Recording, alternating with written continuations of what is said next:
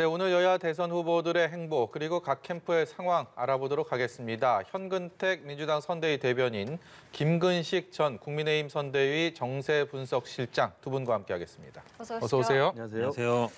먼저 여론조사 결과로 문을 열도록 하겠습니다. 오늘 한국갤럽의 여론조사가 오전에 공개가 됐는데요. 국민의힘 윤석열 후보의 상승세 그리고 이재명 후보와의 격차 조금은 좁혔는데 화면에서도 보시는 것처럼 아직까지는 이재명 후보가 다자구도에서는 앞서고 있는 모습입니다. 최근에 여론조사들 결과들마다 워낙 요동치고 있기 때문에 각각의 의미를 분석하는 것도 쉽지는 않은데 오늘 한국갤럽의 조사는 어떻게 보시는지 현 대변인께 먼저 여쭤보겠습니다. 연말 연초에 아마 이제 굉장히 많은 여론조사 있었고 대부분의 여론조사는 아마 민주당 이재명 후보가 앞서는 걸로 거의 다 나왔는데요. 지금은 아마 그래프 보시는 것처럼 민주당 이재명 후보 같은 경우는 35에서 36, 그 정도로 쭉 유지되고 있는데 예. 윤석열 후보가 아마 지난주에 비해서는 좀 상승한 거는 이제 당내에 좀 내분 수습한 영향이 있는 것 같고요. 이준석 대표와의 수습 영향이 있는 것 같고 가장 눈에 띄는 건 아마 이제 안철수 후보겠죠. 안철수 후보가 일시적 현상은 아니지 않겠냐. 지금 2주째 연속되고 있으니까 조금 더 올랐거든요. 일시적 현상은 아닌 걸로 보여서 많은 분들이 아시겠지만 이제 15% 같은 경우는 이제 선거 비용 보존이 되는 구간이기 그렇죠. 때문에 이제 예. 끝까지 완주할 이제 동력이 많이 생겼다. 그리고 20% 넘어갔을 경우에는 또 사람들이 삼강주자 되는 거 아니냐 이렇게 보는 그 사이쯤에 있는 것 같습니다. 있는 것 같고 또 그에 비하면은 지금 이제 심상정 후보 같은 경우에는 굉장히 지지율이 지금 하락 국면 아닌가. 이게 주목을 못 끌고 있는 거죠. 뉴스에서 어찌 보면 약간 별다른 어떤 이슈 파이팅도 못하고 있고 공약도 못하고 있는 게 아닌가. 그래서 저희들 입장에서 보면 이 30% 후반대, 40% 벽을 뚫는 게 여전히 이제 숙제로 남아있는 그런 상황입니다. 네. 김 실장님께서는 좀 분위기가 좀 고무가 돼 있는 상황입니까? 어떻게 보고 계십니까? 그렇죠. 우선 이제 이재명 후보의 지지율이 이제 앞서는 걸로 나오고 있습니다만 그 40%를 뚫지 못하는 이제 박스권에 정체되어 있는 게 지금 추세로 지금 유지가 되고 있습니다. 그래서 40%를 넘어서지 못하는 게 지금 이게 고정이 돼 버리면 그 지금 안철수 후보의 상승세 그리고 윤석열 후보가 지난주까지는 떨어졌습니다만 하락하던 이 지지율이 다시 좀 반등하는 지금 모양새를 보이고 있기 때문에 전반적으로는 윤석열 후보의 지지율과 안철수 후보의 지지율을 합치는 것이 사실은 정권교체의 지지율 아니겠습니까? 예. 그렇다고 한다면 야권 전체 승리를 바라는 정권교체 지지율이 이재명 후보의 이 박스권에 갇힌 정치율에 비하면 높게 계속 상승하는 추세로 우리가 종합적으로 볼 수가 있기 때문에 전반적으로 정권 개최 가능성이 높아지고 있다고 평가를 하고요. 다만 이제 안철수 후보의 상승세가 눈에 띄는 대목이긴 한데 저 부분이 윤석열 후보가 계속 하락하는 국면에서 안철수 후보가 상승한다고 한다면 이게 국면에 좀 심각한 전환이 있을 수 있겠습니다만 다행히 윤석열 후보의 지지율이 지금 반등하고 있고 특히 이대남의 지지층들이 확대되고 그다음에 고정 지지층들이 다시 결집하는 모양새여서 윤석열 후보와 안철수 후보의 지지율 격차가 계속 벌려져 나가는 여부 그리고 구정 설 연휴 전에 지지율 격차가 어느 정도 벌릴지 그리고 이 갤럽 조사도 나옵니다만 단일화를 가상했을 때 이재명 대 안철수, 이재명 대 윤석열 했을 때 둘 다 이기는 걸로 나오고 있기 때문에 아마도 윤석열 후보 입장에서는 당분간 지지율 격차를 늘려나가면서 본격적인 지지율 반등에 주력하는 모양새로 그냥 가면은 되지 않을까 생각을 합니다. 극적인 당내 갈등 봉합 이후에 지지율 상승세를 보이고 있는 윤석열 후보 그리고 다자 대결에서는 앞서 나가고는 있지만 박스권에 갇혀 있는 또 이재명 후보의 상황을 지금 봤습니다. 이재명 후보 얘기를 조금 더 해보면 최근에 소확행 공약들, 부동산 공약, 민심 다지기를 나서곤 있지만 큰 한방이 없다라는 평가들도 나오고 있는 것 같긴 합니다.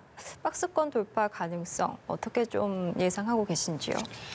이게 물론 이제 예전에 안철수 후보가 없을 때는 그게 어렵지 않은 문제였어요. 양자 간의 대결인 경우에는 윤석열 후보가 빠지면 당연히 이제 그 빠진 만큼 이재명 후보한테 지지로 왔는데 최근의 현상이 그게 아니잖아요. 윤석열 후보 지지율이 빠지는 게 이제 안철수 후보한테 갔다가 지금은 사실은 안철수 후보 지지율이 또 빠지지 않은 상황이기 때문에 말씀하신 것처럼 양자 간의 대결을 했을 때는 지금 이게 40% 더 나오고 있고 단일화했을 때도 더 나오고 있어서 저희 입장에서 이제 고민 들어온 상황이죠. 근데 말씀처럼 또 이제 큰 거 한 방이 좋을 때도 있지만 저희들은 사실은 그 전 단계는 아닌 것 같습니다. 왜냐하면 이게 30% 후반대 정도 되면 다자 대결에서 그 이상 올라가는 게 쉽지는 않습니다. 근데 뭔가 크게 터트려서 한다는 거는 또 위험성이 있거든요. 그래서 아마 설 전에 저희들은 계속 이제 부동산 서울에서도 아마 어제도 재개발 재건축 완화한다는 얘기 나왔었고 지금 주거가 3종까지 있거든요. 3종의 최대 이제 용적률이 300%인데 이제 사종을 따로 만들어서 용적률 500%까지 하겠다. 그래 한마디로 얘기하면 보통 요즘 아파트 들어서는 게 한 300% 조금 안 됩니다. 280%이 정도인데 이제 2배까지 지을 수 있게 하겠다. 그리고 저는 아마 설 전에 서울 수도권 중심으로 해서 뭐 그린벨트라든지 얘기 나왔던 데에 아마 공급 정책이 아마 제가 보기에는 발표할 걸로 예상되고 있어서 서울에서 일단 저희들이 주도권을 잡겠다. 서울에 가장 민주당에 안 좋은 영향이 부동산이고 그 부동산에서는 공급이 부족했다. 이게 있기 때문에 그동안 어찌 보면 재건축 재개발은 민주당 입장에서는 약간 얘기하면 안 되는 이런 이제 분위기였지만 그럴 필요 없다. 재건축 재개발도 해야 된다. 그리고 부족하면은 뭐 신도시도 만들어야 된다. 이런 입장이어서 서울에서 이제 민심 잡기 위해서 최선을 다하고 있고 그게 제가 보기에는 40% 선을 넘는 아주 중요한 공약이 될 걸로 보고 있습니다. 반면에 이 안철수 후보의 상승세를 많은 언론에서 사실상 대부분의 언론에서 주목하고 있는데 윤석열 후보도 그렇고 이재명 후보도 그렇고 신경을 안 쓸 수가 없을 것 같긴 합니다만 조금 더 신경을 쓰는 사람은 아무래도 윤석열 후보가 아닐까 싶어요. 그래서 지금 처음에는 두 자릿수만 되면 그다음에는 15%가 되면 지금 조사는 17%까지 나왔으니까 그야말로 이 안정적인 상승세를 이어가고 있는 이 상황에서 어떤 시선으로 보는지 이준석 대표 같은 경우는 좀 단일화에 대해서 좀 가능성이 없다라는 식으로 좀 이렇게 얘기하는 부분도 있는 것 같은데 솔직한 심경이 어떤지 좀 궁금합니다. 아까 말씀드린 것처럼 아직까지는 윤석열 후보와 안철수 후보의 지지율 격차가 있고요.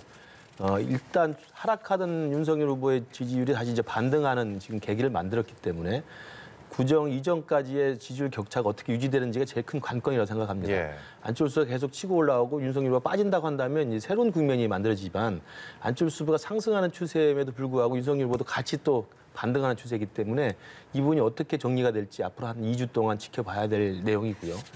두 번째로는 아까 말씀드린 것처럼 지난 서울시장 보궐선거 때도 안철수 후보가 민주당 후보를 압도적으로 이긴다는 데 출발해가지고 단일화 논의가 촉발이 됐습니다만 네.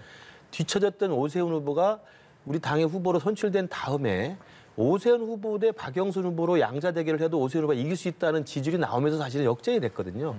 이제 그런 면에서 보면 지금 안철수 후보도 이재명을 이기는 걸로 나오고 단일화됐을 때 윤석열 후보도 단일화했을 때 이재명 후보 이기는 걸로 나오기 때문에 저는 안철수 후보가 그 윤석열 후보에 대해서 다른 어떤 우월적인 어떤 지위를 선점하는 것은 지금 힘들게 된 상황이라고 봅니다. 그래서 지금 상황에서는 안철수 후보의 지지율이 심상정 후보를 지지했던 분들이 일부 이동하는 것도 있고 그다음에 최근 2주 동안 윤석열 후보가 하락했을 때 그 윤석열 후보를 지지하는 데서 좀 빠져나왔던 지지층들이 그쪽으로 일시 머물렀던 것이기 때문에 이준석 후보의 말대로 안철수 후보 개인의 역량이 뛰어나서 갔다기보다는 윤석열 후보에 대한 일시적인 불편함 때문에 빠져나왔고 지지를 철회했다가 민주당으로는 가지 못하는 이분들이 지금 일시적으로 안철수 후보에게 일시 뻐꾸기 할처럼 가 있는 것이어서 곧바로 이제 윤석열 후보가 정신을 차리고 한다고 한다면 다시 돌아오지 않을까. 이게 아마 우리 선대위에서 일반적인 해석이라고 생각합니다. 어떻습니까? 좀 비슷한 생각이십니까? 저는 생각이 좀 다른데요. 그러니까 안철수 후보 지지율이 말씀처럼 만약 윤석열 후보 지지율이 올라가는데 떨어진다 그러면 이제 안철수 후보 입장에서는 이제 드랍할 가능성이 생기는 건데 이제 그렇지 않은 거거든요. 그러니까 15%라는 거는 뭐 내가 뛰었을 때 지금 대선 자금이 500억이 됩니다. 그러니까 500억을 다 보전받을 수 있다는 얘기가 되는 거거든요. 그러니까 후원금이든 뭐든 뭐 펀드든 받아서 빚을 내서라도 받았지만 나중에 돌려받을 수 있는 돈이 되기 때문에 이제 완주의 의지는 커지는 것이고 사실은 안철수 후보는 뭐 단일화를 여러 번 시도했습니다만 실제 단일화 나서는 거는 또 많지 않았어요. 근데 본인이 어느 정도 이길 가능성이 있을 때 2012년도 그랬고 지난번 서울시장도 말씀하신 것처럼 여론조사를 했을 때 내가 이길 수 있다 이런 때 했었거든요. 근데 만약에 여론조사 했을 때 본인이 이길 가능성이 있으면 제가 보기에 단일화를 나서겠지만 만약에 그렇지 않다 그러면 오히려 차후에 예를 들어서 뭐 윤석열 후보가 지고 나중에 야권 그러면 만약에 본인이 뭐 2등을 하든지 아니면은 뭐 3등을 하더라도 야권 개편에서 주도권을 잡아갈 수 있거든요. 그러면 이제 단일화 안 될 가능성도 있다. 안철수 후보가 15% 이상을 안정적으로 유지한다 그러면 그래서 이게 굉장히 어렵습니다. 사실은 단일화 될지 안 될지는 아무도 모르겠지만 뭐 끝까지 아마 이제 마지막 쟁점이 될 것 같은데요. 그래도 안철수 후보 지지율이 올라갈수록 단일화의 가능성은 제가 보기에 더 멀어질 수 있지 않냐 이렇게 보고 있습니다. 야권 단일화가 될지 안 될지는 모르겠지만 3자 가상 구도와 관련해서 또 여론조사 결과가 나왔거든요. 그 결과도 보면서 좀 얘기를 해보면 단일화가 일단 이루어진다고 가정을 했을 때 윤석열 후보로 단일화가 된다면 이재명 후보가 40%, 윤석열 후보 42%, 심상정 후보 8%. 그리고 안철수 후보로 단일화가 된다 했을 땐 이재명 후보 38%, 안철수 후보 45%, 심상정 후보 6% 이런 결과가 나옵니다. 뭐 민주당 입장에서는 여러 가지 전략들을 세워야 할 테이고 야권 단일화가 됐을 때도 그 전략도 세워놔야 되잖아요. 근데 그렇죠. 지금 결과는 이렇기 때문에 민주당도 고심이 많을 것 같습니다. 안 맞습니다. 지금 어쨌든 누가 되든지 간에 지는 걸로 나오기 때문에 당연히 고민이 되고 여기서 그럼 당연히 저희들도 심상정 후보라든지 정의당과의 연대를 생각하지 않을 수 없죠. 왜냐하면 야권은 당연히 지금 그래프가 4개에서 2개로 줄었는데 예. 하나로 줄은 거잖아요. 2개에서 하나로 줄으면 저희들도 당연히 연대 생각할 수 있는 것 같고 물론 이제 그거는 약간 뭐 여지는 있습니다만 아직까지 본격 논의는 안 되고 있습니다만 논의는 될 수 있을 것 같고요. 근데 저는 뭐 기대 심리도 섞여 있다고 봅니다. 야권 특히 이제 여기 이 수치가 어찌 보면 이제 정권 교체를 원하는 지수보다 조금 낮긴 하지만 그래도 정권 교체 여론이 높기 때문에 네. 거기에 있는 거거든요. 그래서 이 뭐 선거라는 게 꼭 1+1은 2가 되는 건 아닙니다. 결과는 봐야 되는 거지만 그럼에도 불구하고 지금 윤석열 후보한테도 만약에 뒤진다고 나온다 그러면 저희 입장에서는 긴장할 수밖에 없고 여러 가지 뭐 방법을 생각하지 않을 수 없습니다. 조금 전에 그래픽 다시 한번 보여주시겠어요? 이 3자 가상 구도에 대한 것, 그러니까 안철수 후보, 윤석열 후보 단일화가 됐을 경우에 대한 지표입니다. 김근식 실장께서 말씀하셨던 것처럼 어느 쪽으로 단일화가 되든 간에 이기는 것으로는 나오는데 그 차이를 좀 더 유심히 보면 안철수 후보로 단일화가 됐을 때 이 오차범위 바뀝니다. 그렇기 때문에 이 부분에 대한 의미는 어떻게 좀 봐야 될지 좀 더 구체적으로 생각해 봤을 때요. 그러니까 단일화를 가상했을 때 윤석열 후보나 안철수 후보가 모두 이제 이재명을 이기는 걸로 나오지만 말씀하신 것처럼 안철수 후보와의 격차가 더 크다. 그러니까 오차범위 밖에서의 승리를 예측하고 있기 때문에 아직까지는 안철수 후보로 단일화됐을 때 훨씬 더 많은 표심이 이동할 수 있다는 분석은 가능합니다. 그러나 이게 제가 말씀드린 것처럼 지난주까지만 해도 한 2주 동안 계속 윤석열 후보는 지지율이 계속 하락했던 상황이었습니다. 네. 그리고 심지어는 지난주까지의 여론조사 단일화를 예상했을 때는 안철수 후보는 이재명 후보를 이기지만 예. 윤석열 후보 단일화에서는 질 경우가 많았기 때문에 그런 상황을 생각하면 일단 윤석열 후보의 지지율이 올라가고 있고 그리고 단일화됐을 때 윤석열 후보가 이길 가능성들이 상승하는 추세여서 계속 말씀드린 것처럼 구정 때까지의 지지율의 격차 그리고 네. 주정 때까지의 단일화에서의 안철수 후보와 윤석열 후보의 경쟁력 차이가 어느 정도 되는지를 좀 지켜봐야 될 것 같고요. 네. 뭐 누차 말씀드립니다만 서울시장 보궐선거 때도 비슷한 추세로 시작을 했습니다. 그때는 예. 훨씬 더 안철수 후보가 앞서갔었죠. 알겠습니다. 오세훈 후보는 예. 당연히 뭐 뒤쳐졌습니다만 결국 당의 후보로 선출된 다음에 두 후보 모두 박영선 후보 이길 수 있다는 결론이 나왔을 때는 당의 조직력과 그다음에 당선 가능성 그리고 경쟁력과 적합도라는 측면에서 보면 결국 오세훈 후보가 이겼던 우리가 전례가 있어서 윤석열 후보의 40% 이상까지 지지율이 나왔던 전력이 있는 후보입니다. 그래서 지금 윤석열 후보의 어떤 변화된 선대위, 그다음에 윤석열 후보의 이미지의 어떤 호감도의 어떤 진전 이런 것들 생각해 보면 충분히 안철수 후보의 격차를 늘 수 있다고 생각합니다. 네. 예. 누차 말씀드리지 않도록 다른 주제를 좀 넘어가도록 하겠습니다. 저희 TV토론 이야기를 해볼까 하는데요. 민주당과 국민의힘이 설 연휴 전에 양자 TV토론을 열기로 합의를 했습니다. 쟁점이 됐던 토론 주제와 관련해서도 국정 전반에 대한 모든 현안으로 결정이 됐는데 양자 토론 방식에 대한 좀 논란이 있다 보니까 어느 쪽이 먼저 양자 토론을 요구했느냐에 대한 신경전도 좀 있는 것 같습니다. 사실은 이 논란의 본질이 지금 뭐 이 TV 토론 같은 경우에는 선관위에서 하는 거 말고는 주체는 방송국입니다. 그러니까 양자 간의 합의가 했던 부분은 사실은 방송국 입장에서도 다 부르는데 이제 누가 오고 말고 이러다 보니까 저희들은 뭐 여러 군데서 왔습니다. KBS, MBC 여러 군데서 나왔는데 MBN 뭐 여러 군데서 났는데 올 때마다 다 하겠다라고 보냈거든요. 그래서 저희는 뭐 근데 그거는 좀 저희들은 당연히 하겠다고 하는 입장이었어. 그래서 근데 이제 윤석열 후보는 처음에 뭐 안 한다. 왜 내가 말 바꾸는 사람이랑 왜 하냐. 그 다음에 뭐 대장동만 하겠다. 이러다가 이제 지지율이 지난번에 떨어지면서 그럼 TV 토론 하겠다. 이렇게 나온 거거든요. 근데 그거를 뭐 굳이 이제 와서 말할 필요는 없는데 저는 뭐 토론을 많이 하는 게 좋다. 그러니까 지금 공중파만 지금 합의를 했는데 뭐 종편. 그다음에 여기 뭐 YTN이나 연합이나 여러 군데 다 하거든요. 신문사도 하거든요. 다 하는 거기 때문에 그다음에 라디오도 있고요. 예. 제가 보기에는 뭐 10번 이상이라도 할 수 있다. 그래서 저는 뭐 이 지금 양자 간에 합의만 했습니다만 뭐 정의당도 안철수 후보도 들어올 수 있고 그래서 저는 열려 있다고 보기 때문에 TV 토론은 다다익선이다. 할수록 좋은 거다. 많이 할수록 좋기 때문에 어떤 형태라든지 간에 각 후보들이 임해야 될 걸로 보고 가장 뭐 의미가 있다 그러면 토론회를 안 하겠다고 하던 윤석열 후보가 토론을 결국 적극적으로 임하게 했다. 이 예. 부분은 저는 그래도 뭐 좋게 평가하고 싶습니다. 10번 이상이라도 할 수 있겠습니까?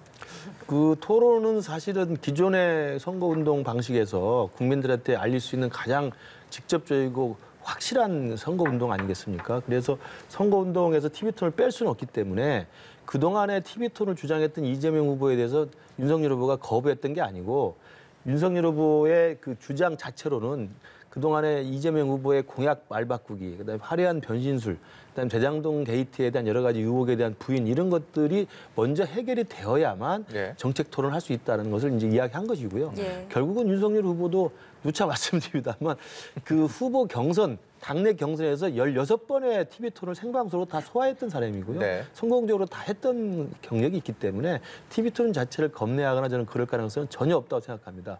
그래서 지금 뒤늦게나마 성사가 됐습니다만 일단은 공중파에서 주최하는 토론회 양자 토론을 일단 합의를 했고 그다음에 추후에 또 TV 토론을 더 참석해서 하는 걸로 지금 합의가 돼 있기 때문에 현 변호사 말씀대로 종편이든 뉴스 전문 채널이든 또는 라디오든 관련돼서 방송국 자체에서 주최해가지고 협의가 이루어진다고 한다면 그게 또 지금은 양자 토론만 일단 합의를 했습니다만 예. 민주당도 이야기를 했고 국민의힘 쪽에서도 지금 동의하고 있습니다만 다른 사자 토론도 충분히 가능하다라는 입장을 저는 유연하게 갖고 있어서 저는 TV 토론이 구정 이후에라도 그 공식적인 선거운동 이전이라도 가능한 한 많이 열릴 가능성이 충분히 있다고 생각합니다. 네. 네. 일단 민주당과 국민의힘이 양자 TV 토론에 합의를 했지만 그 여지는 계속되고 있습니다. 말씀해 주신 것처럼 정의당과 국민의당이 반발을 하고 나서고 있기 때문인데요. 먼저 관련 내용 듣고 이야기 나눠가도록 하겠습니다. 명확하게 법적으로 정해놓은 기준을 뛰어넘어서 양당의 후보들이 자기들끼리만 토론을 하겠다라고 정말 국회에서 짬짬이하는 것도 모자라서 이제는 선거에서까지도 국민들의 기본적인 알 권리를 이렇게 침해하는 방식으로 나오는 것에 대해서 저도 이렇게 울분을 느끼는데 후보께서는 오죽하실까 싶습니다. 일단 어제 국민의힘 그리고 민주당에서 박주민 의원, 성일종 의원이 이 토론에 대한 합의를 이루면서 양당이 합의 과정에서 이 논의를 했기 때문에 양당 후보가 나가는 것이 어떻게 보면 당연하지 않겠느냐 이런 뉘앙스의 얘기를 했습니다.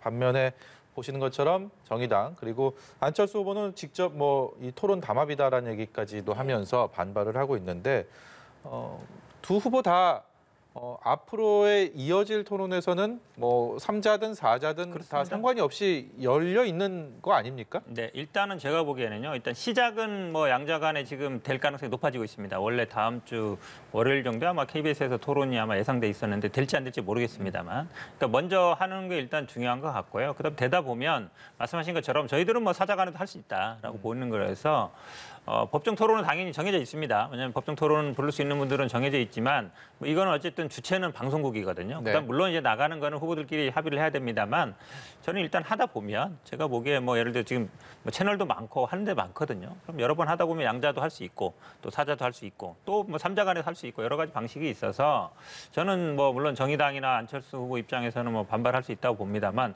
또 지금 교섭단체가 아니다 보니까 협상이 안 들어와 있거든요. 네. 그래서 그런 것들은 오히려 지금 각 당에 항의하기보다는 이제 방송국에 우리가 나가겠다라고 하면 각 방송국에서도 그런 걸 아마 고려할 것이다 이렇게 보여서 네. 자연스럽게 아마 뭐 양자 토론, 삼자 토론, 사자 토론들이 이루어지지 않을까 이렇게 보고 있습니다. 네. 예, 앞으로도 기회가 많기 때문에 뭐 양자 토론뿐만 아니라 다자 토론도 계속해서 이어질 것이다 이렇게 이야기를 해주셨습니다.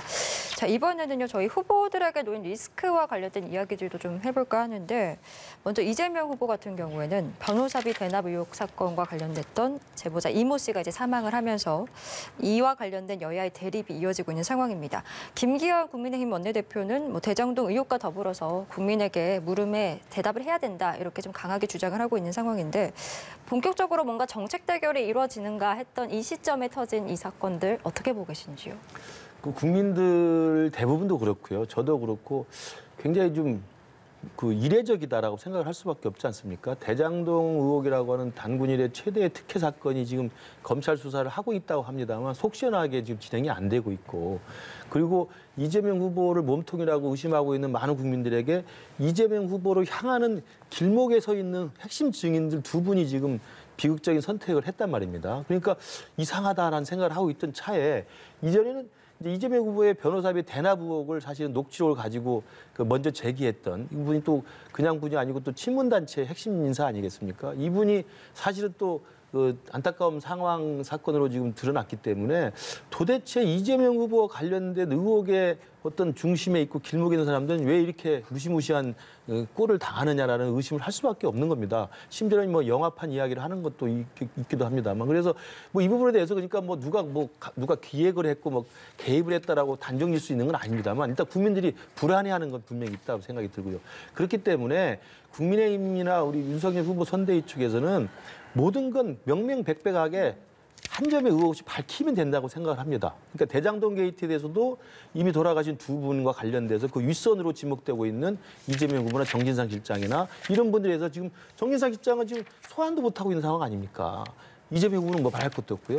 그리고 그런 것들이 특검이 지금 주장이 되고 특검도 다 하겠다고 합니다만 막상 특검 협상에 들어가면 아무것도 좀 안 하고 있는 상황이어서 저는 다른 게 아니고 저 사건 자체가 누가 누구를 뭐 기획해서 뭐 어떻게 했냐 이런 무시무시한 생각을 우리가 못한다 하더라도 국민들이 의아해하고 두려워하는 저 여러 가지 살인 여러 가지 그 세 가지 의혹 사건에 대해서 적어도 검찰이 특검이 안 갈 거면은 검찰이 명명백백하게 신속하게 좀 밝혀달라는 이야기를 하고 있는 것이고요. 그 부분에 대해서 저는 민주당도 반대할 이유가 없다고 생각을 합니다. 네, 민주당도 검찰이 지금 적어도 제대로 수사를 하지 못하고 있다라는 거에서는 공감대가 형성되어 있는 거 아닙니까? 네, 맞습니다.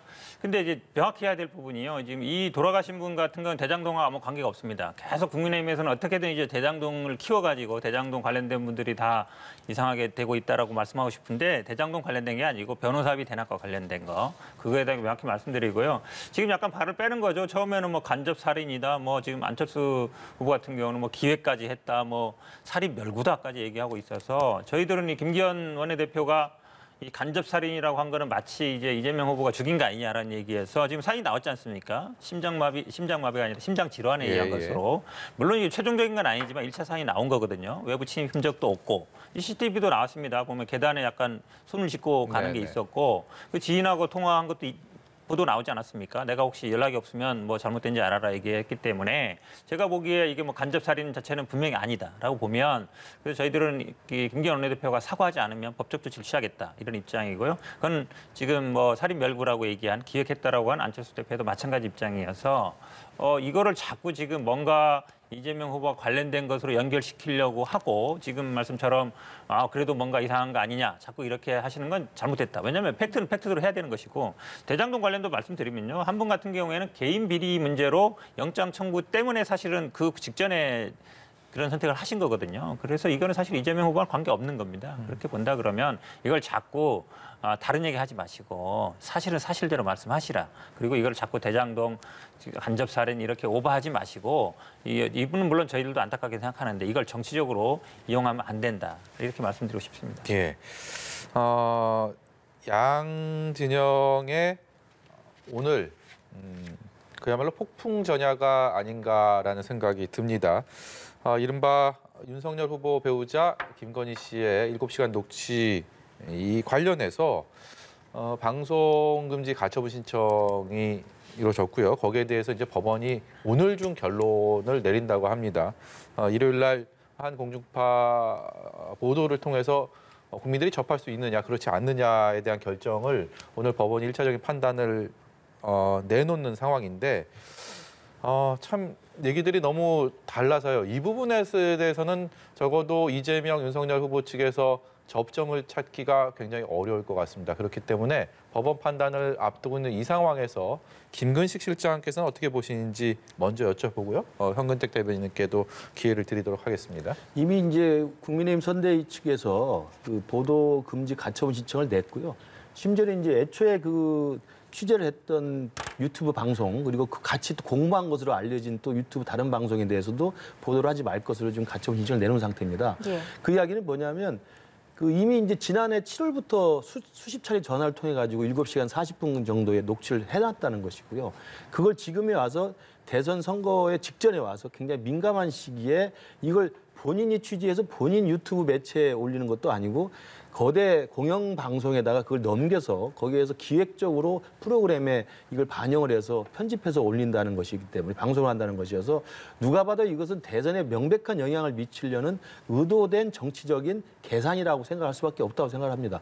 저는 그런 부분에 대해서 여러 가지 이유가 있겠죠. 첫 번째로는 지난해 7월부터 전화를 했을 때 다 알려진 것처럼 그 이모 기자라는 분이 기자라고 밝히긴 했습니다만 녹취를 녹음을 하고 기자 인터뷰를 통해서 나중에 언론에 공개한다고 했을 때는 여기도 다 이제 언론에 계시니까 아십니다만 상대방에 대해서 인터뷰라고 밝히고 녹음을 하겠다고 양해를 해서 사전 허락을 받아야 됩니다. 그렇지 않을 경우 사적 대화를 어떻게 그걸 녹음해서 다음에 모아가지고 7시간씩 그걸 편집을 해서 방송에 그것도 공영방송에 공개를 하겠습니까? 저도 아는 기자들이 친분이 많기 때문에 전화를 자주 합니다.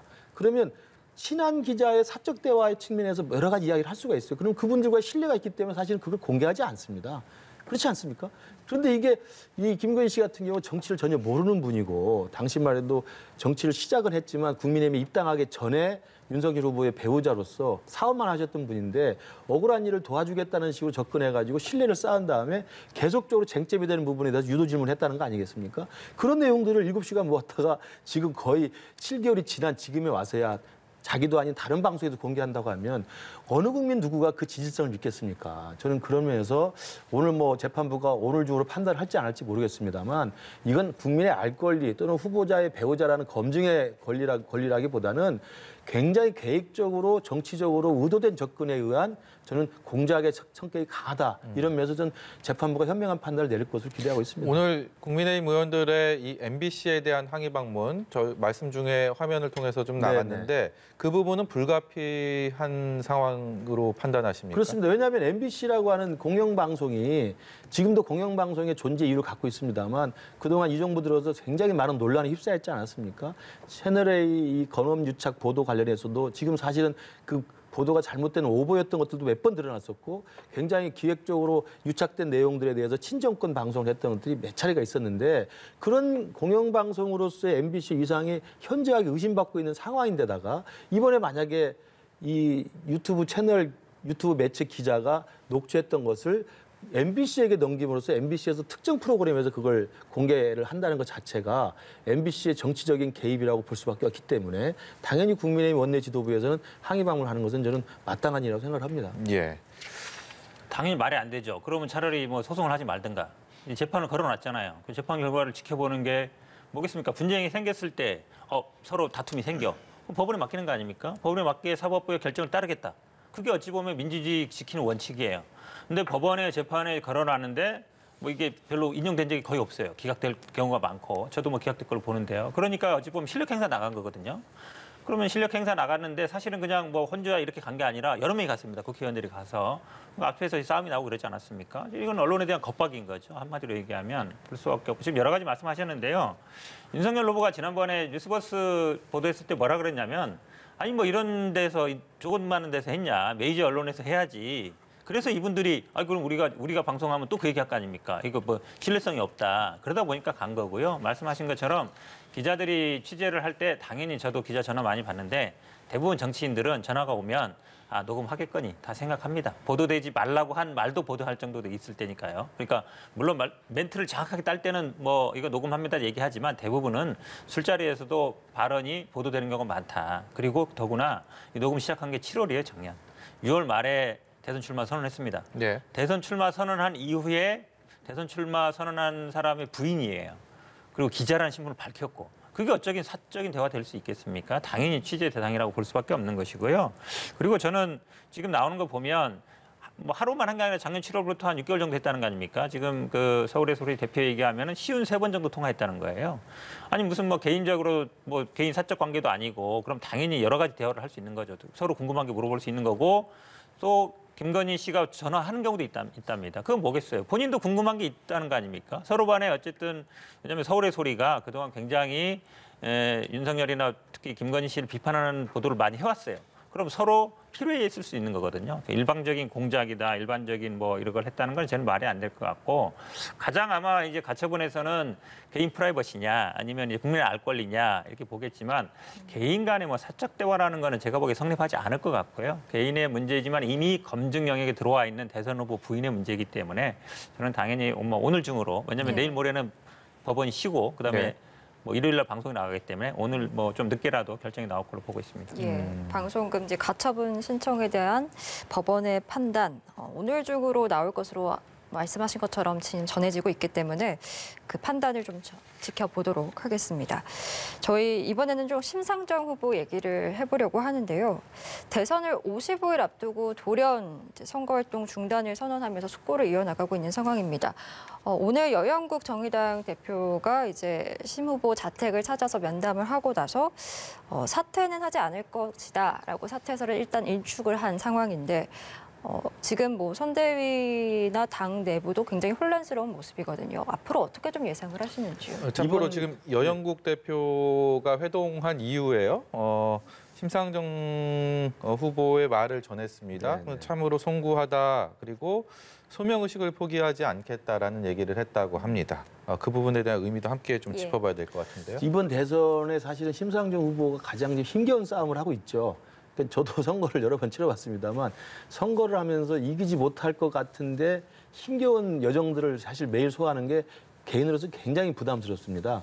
물론 이제 그런 여정에도 불구하고 이걸 지켜내는 게 정치인으로서 올바른 도리입니다만 이제 그런 것들이 계속 쌓여 있던 데다가 저는 심상정 후보의 이제 돌연 칩거와 숙고에 들어갔던 것들은 안철수 후보가 3자 구도에서 올라가 치고 가면서 사실은 상당히 각광을 보이고 있는 상황인데 정의당 후보로서 심상정 후보가 전혀 존재감이 없는 상황이고 뭐 심지어 일부 언론에서 좀 악의적으로 쓸 수도 있겠습니다만 허경영 후보보다 뒤처진다는 것들이 사실 굉장히 모욕적으로 들릴 수도 있는 상황이고 그렇기 때문에 힘겨운 싸움을 하루하루 매우 일정을 소화하면서 이기지 못한다는 상황 속에서 지켜내는 게 심리적 부담이 굉장히 크다는 상황을 보면 심상정 후보가 이참에 한번 스스로 심기일전하고 스스로 좀 돌이켜보고 지금까지 대선 전체 운동의 선거 전략이나 방향을 한번 숙고해보는 시간은 충분히 있을 수 있다고 생각을 합니다. 그래서 오늘 여영국 대표가 만나고 지금 심상정 후보가 지금 의견을 낸 것처럼 진보 정치를 포기하지 않겠다는 이야기를 한 걸 보면 사퇴하지 않고 다시 재기를 할 것으로 보입니다만 저는 심상정 후보의 이런 돌연 칩거와 숙고와 다시 또 재개를 하는 이 모습을 보면서